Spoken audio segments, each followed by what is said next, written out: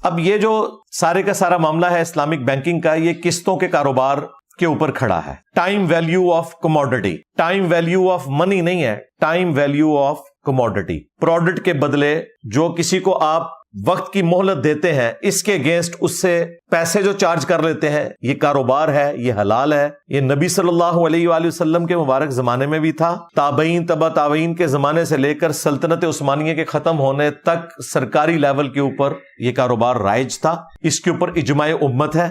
اہل سنت کے چاروں ائمہ متفق ہیں، امام مالک، امام شافعی، احمد بن حنبل، امام حنیفہ. اس کے علاوہ تابعین کے کئی ایک فتوے موجود ہیں، مصنف ابن ابی شیبہ کے اندر، مصنف عبدالرزاق کے اندر، جس میں یہ بات بالکل کلیئر ہوتی ہے کہ اس طریقے سے کاروبار کرنا یہ بالکل جائز ہے. ایک حدیث جسے لوگوں نے مس یوز کیا قسطوں کے کاروبار کو حرام قرار دینے کے لیے، وہی حدیث اس بات کی دلیل تھی کہ یہ کاروبار جائز ہے. وہ میں حدیث آپ کو بیان کر دیتا ہوں. باقی جو ڈاکٹر اسرار صاحب نے گفتگو کی ہے اس حوالے سے وہ کافی سخت ہے، وہ صرف جذبات کے اوپر مبنی ہے، کوئی قرآن و سنت کے دلائل انہوں نے دیے نہیں. حدیث کی فیلڈ میں تو وہ خود مانتے تھے میں امی ہوں، جب وہ امی تھے تو انہیں ان اختلافات کا پتہ ہی نہیں تھا. باقی جو سود کے حوالے سے ان کے دل میں حمیت تھی کہ سود ختم ہونا چاہیے، اس میں ہم ان کے ساتھ ہیں. لیکن خام خواہ کوئی چیز سود نہیں ہے اسے سود بنا کے پیش کرنا، یہ ظلم کے اوپر مبنی ہے. اس طرح دنیا میں نظام نہیں چل سکتا.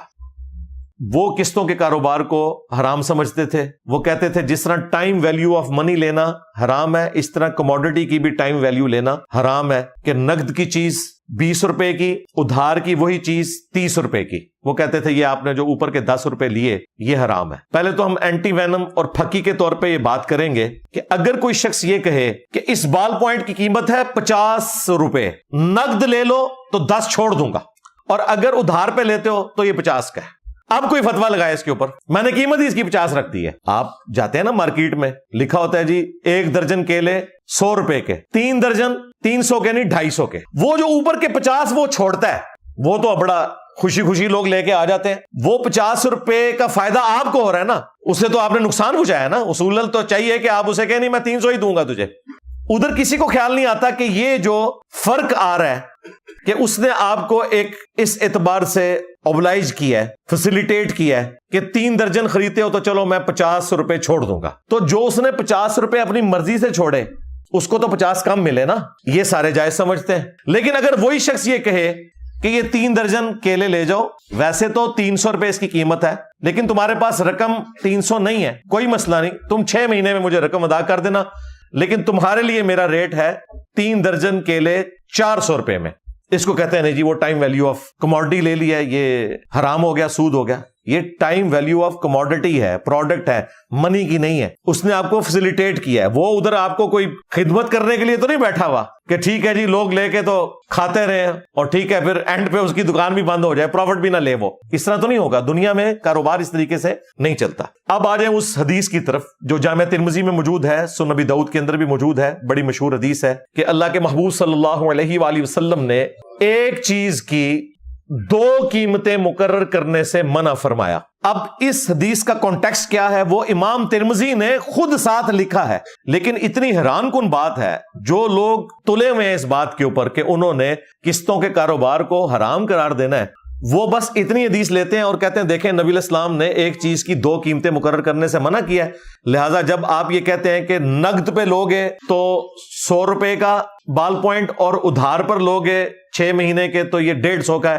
تو یہ 2 قیمتیں ہوگی، لہٰذا یہ حرام ہے، یہ سود ہے. بنیاد اس حدیث کو بناتے ہیں. حدیث بالکل صحیح ہے. اس حدیث کے آگے امام ترمذی نے باقاعدہ کمنٹس کیے ہیں. وہ کمنٹس بھی یہ ساتھ نقل کرتے ہیں لیکن آدھے. امام ترمذی نے لکھا کہ اگر کوئی شخص یہ کہے کہ یہ کپڑا نقد 10 کا ہے، اس زمانے میں درہم تھے یا دینار تھے، لیکن ادھار پر تمہیں 20 کا دوں گا، یا آج کی ڈیٹ میں آپ کہہ لیں کہ نقد یہ جوڑا $10 کا ہے، ادھار پہ تمہیں $20 کا دوں گا. تو اس حدیث میں یہ مراد لیا جا رہا ہے نقد اور ادھار کے فرق کا. اتنے کامنٹس نقل کرتے ہیں اور کہتے ہیں دیکھیں امام ترمذی نے اس کی شرح بھی کی ہوئی ہے باقاعدہ. آگے امام ترمذی نے پتا کیا لکھا ہوا ہے کہ اگر بیچنے والا اور خریدنے والا کسی ایک قیمت کے اوپر متفق ہو جائیں، بھلے وہ ادھار کے اوپر جو رقم ہے اس کے اوپر یا نقد کے اوپر، تو کاروبار کرنا بالکل درست ہے. یہ آگے نہیں وہ نقل کرتے.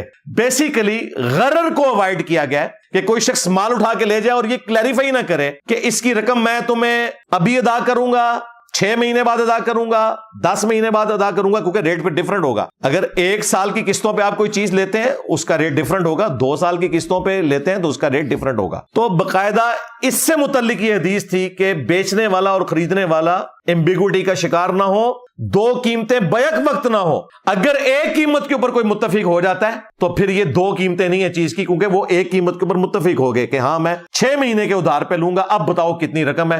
پھر اس کو اونچا نیچا نہیں آپ نے کرنا، جس طرح یورپ امریکہ میں ہوتا ہے کہ وہ انٹرسٹ ریٹ اوپر نیچے جاتے ہیں مارٹگیج میں، وہ پھر چینج کر دیتے ہیں، وہ سارا سودی کام ہے، پھر اس کا وہ پابند رہے گا. یہ امام ترمذی نے باقاعدہ اس کی شرح لکھی، ساتھ امام ترمذی نے، جی کسی فرقے کے مولوی نے نہیں. پھر امام شافعی کا قول بھی انہوں نے نقل کیا، اور یہ جو شرح امام ترمذی نے بیان کی ہے پورے کانٹیکسٹ کے ساتھ، اس کے اوپر اجماع امت ہے. امام ابن تیمیہ نے فتاوی ابن تیمیہ میں دعویٰ کیا ہے کہ اس کے خلاف کوئی اور بات نہیں ملتی پوری امت میں، اور یہ ان کا خالی دعویٰ نہیں ہے. الموطا امام مالک کی شرح لکھی ہے امام ابن عبد البر نے، انہوں نے اس شرح میں اس حدیث کا فہم وہی بیان کیا جو امام ترمذی نے بیان کیا ہے، اور انہوں نے دعویٰ کیا کہ امام مالک کا بھی یہی موقف ہے. کتاب الام میں امام شافعی رحمۃ اللہ علیہ نے اس حدیث کا وہی فہم بیان کیا جو امام ترمذی نے بیان کیا، کہ لینے والا اور بیچنے والا جدا ہونے سے پہلے کسی ایک قیمت پہ اگر متفق ہو جائیں کہ ٹھیک ہے میں یہ 10 کی چیز 20 کی لینے کے لیے تیار ہوں لیکن میں رقم اتنے عرصے بعد دوں گا، تو یہ بالکل درست ہے. امام احمد بن حنبل سے ان کے بیٹے نے مسائل نقل کیے ہیں، ان سے جب اس حدیث کا فہم پوچھا گیا انہوں نے یہی بیان کیا. اور امام حنیفہ رحمۃ اللہ علیہ کا جہاں تک تعلق ہے تو ان کے ماننے والے تو اس پورے سسٹم کو اس وقت لے کے چل رہے ہیں، جس کی وجہ سے ڈاکٹر ذاکر نائک نے ایک جملہ بولا تھا کہ جو فائنینشل سسٹم آف اسلام ہے اس میں فقہ حنفی سب سے بہتر ہے. تو لوگ یہ سمجھے کہ انہوں نے فقہ حنفی کی ہر چیز کی تعریف کر دی، وہ اس پوائنٹ آف ویو سے انہوں نے کی تھی کہ تقی عثمانی صاحب نے جو یہ سارا کام کیا ہم اس میں ویلیو ایڈیشن کریں گے کہ یہ امام حنیفہ کی فقہ نہیں ہے، صرف باقی 3 امام بھی یہی موقف رکھتے ہیں. ہاں، اور مفتی تقی عثمانی صاحب نے اس حوالے سے جو کتابیں لکھی ہیں، میں نے آلموسٹ آج سے کوئی 10 سال پہلے وہ ساری منگوا کے پڑھی تھی. انہوں نے سارے اماموں کے باقاعدہ فتوے اس میں نقل کیے ہیں. یہ کسی ایک امام کو اس کا کریڈٹ نہیں جاتا، اور اماموں سے پہلے بھی تابعین کے فتاوی موجود ہیں، امام تو بہت بعد میں آئے ہیں. مصنف ابن ابی شیبہ حدیث کی کتاب ہے، مصنف عبد الرزاق حدیث کی کتاب ہے. مصنف حدیث کی اس کتاب کو کہتے ہیں جس میں کثرت کے ساتھ صحابہ، تابعین اور تبع تابعین کے فتاوی جات، ان کے آثار موجود ہوں. اس میں باقاعدہ بڑے بڑے ائمہ، امام زہری، ابن شہاب زہری تابعی ہیں، ان کا موقف اس حدیث کے حوالے سے موجود ہے. امام شعبہ کا موقف موجود ہے، امام قتادہ کا موقف موجود ہے، امام حنیفہ کے جو استاد تھے حماد بن ابی سلیمان، ان کا موقف موجود ہے جو ابراہیم نخعی کے شاگرد تھے. تو یہ سارے فتوے آپ کو مصنف ابن ابی شیبہ اور مصنف عبد الرزاق میں مل جائیں گے. اردو زبان میں یہ کتابیں آ چکی ہیں، ہماری ویب سائٹ سے آپ ان کو ڈاؤن لوڈ کر سکتے ہیں PDF فارمیٹ میں. انشاءاللہ ہم کوشش کریں گے یہ سارے فتوے ساتھ اٹیچ کر دیں اگر کسی کو شوق ہے، ورنہ ترمذی آپ خود کھول کے پڑھ لیں تو انشاءاللہ تعالی آپ کے سامنے وہ چیز آ جائے گی. وہ ہم احادیث ساری کی ساری اس حوالے سے ڈسپلے کروا دیں گے. یہ ایک چیز تھی جس کو بیان کرنا یہاں پہ ضروری تھا تاکہ آپ کو یہ قسطوں کے حوالے سے معاملہ کلیئر ہو جائے کہ یہ ٹائم ویلیو آف منی نہیں ہے بلکہ ٹائم ویلیو آف کوموڈٹی ہے، اور یہ بالکل درست ہے. لہذا خام خواہ زبان کھول کے یہ کہہ دینا کہ اسلامک بینکنگ اور دوسری بینکنگ میں کوئی فرق نہیں ہے، یہ بڑا ظلم ہے. اتنی محنت کر کے ان لوگوں نے اس سسٹم کو ڈیولپ کیا. پاکستان کے لیے فخر کی بات ہے کہ یہاں پر الحمدللہ اس وقت تمام بڑے شہروں کے اندر اسلامک بینکنگ کی سہولت موجود ہے. ایک چھوٹی فیسلٹی تو نہیں ہے، بہت بڑی فیسلٹی ہے کہ اگر کوئی اپنے پیسے کی حفاظت کرنا چاہتا ہے اور سود سے بھی بچانا چاہتا ہے اور اس سے کوئی پروفٹ بھی حاصل کرنا چاہتا ہے تو وہ بینک کے ساتھ اپنا مضاربہ یا مشارکہ والا معاملہ کر سکتا ہے. اسی طریقے سے اجارہ کر سکتا ہے، اگر گاڑی نکلوانی ہے اس نے یا مکان خریدنا ہے کسی بھی طریقے سے، وہ آپ کسی بھی بینک میں چلے جائیں، لیکن برانچز میں نہیں جانا، صرف ان بینکس میں جانا ہے جو مکمل طور پہ اسلامک بینکنگ کو فالو کر رہے ہیں. اور انشاءاللہ امید ہے جو یہ 26ویں آئینی ترمیم کے اندر آیا کہ 1 جنوری 2028 تک سارے کے سارے ہو جائیں گے، امید ہے کہ سارے کے سارے شفٹ ہو جائیں گے. اور میں نے آپ کو بتایا اس کے پیچھے ریزن یہ نہیں ہے کہ انہیں کوئی سود سے نفرت ہے، مین ریزن یہ ہے کہ اسلامک بینکنگ کا پروفٹ زیادہ ہو گیا ہے. اب بینک کے مالکان کو as compared to conventional banking کے لوگوں نے پیسے وہاں پہ شفٹ کرنا شروع کر دیے ہیں. اس کے پیچھے اصل میں ریزن جو ہے وہ یہ ہے.